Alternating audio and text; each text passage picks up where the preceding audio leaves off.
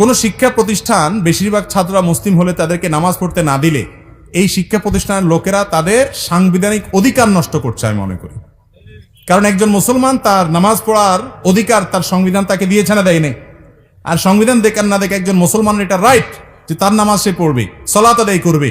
সালাত আদায় করার জন্য কত মিনিট সময় লাগে? সালাতের সুযোগ না দেওয়া এটা ইসলাম বিদ্বেষী মনোভাব ছাড়া আর কিছু হতে পারে না।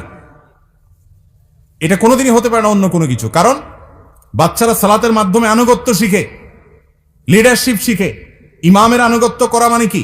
কিভাবে টিচারকে আনুগত্য করতে হবে, কিভাবে ক্যাপ্টেনকে আনুগত্য করতে হবে, কিভাবে চেইন অফ কমান্ড তার লাইফে মানতে হবে, এই সব শিক্ষা শিক্ষার্থীরা নামাজের মাধ্যমে পায়। সেখানে শিক্ষার্থীরা নামাজের মাধ্যমে যত বেশি তাদেরকে জামাতে নামাজ পড়ানো হবে, তত বেশি তারা চেইন অফ কমান্ড শিখবে, তত বেশি তারা আনুগত্য শিখবে, তারা ম্যানার্স শিখবে, তারা কমান্ড মানা শিখবে, ভালো কিছু শিখবে। এবং তাদের কাছ থেকে আপনার ভালো কিছু আশা করবেন। নীতিবান নাগরিক আপনি পাবেন, চরিত্রবান নাগরিক আপনি পাবেন। সেখানে তাদেরকে নামাজ পড়তে না দেওয়ার কোনো যৌক্তিকতা থাকতে পারে না। এরকম শিক্ষা প্রতিষ্ঠানের মান যতই ভালো হোক না কেন, কোনো অভিভাবক তার সন্তানকে এরকম শিক্ষা প্রতিষ্ঠানে দেওয়া জায়েজ নাই যে শিক্ষা প্রতিষ্ঠান তার সন্তানদেরকে, শিক্ষার্থীদেরকে নামাজ পড়তে দেয় না, ইসলাম পালন করতে দেয় না। এই অনাচারগুলো আমাদের সমাজে দিন দিন বেড়ে চলেছে।